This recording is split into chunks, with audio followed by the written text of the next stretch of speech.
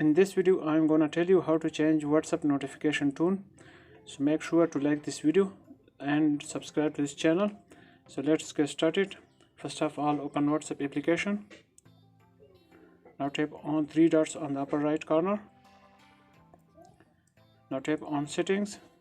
Once you tap on settings, you can see many options. So you have to tap on notification option. Now tap on notification tone. Now tap on media storage and you can see your ringtones. So select one of these you like most.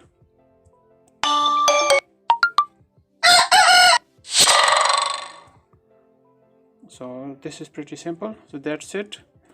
So I hope you will like this video. Please give a like and subscribe to this channel.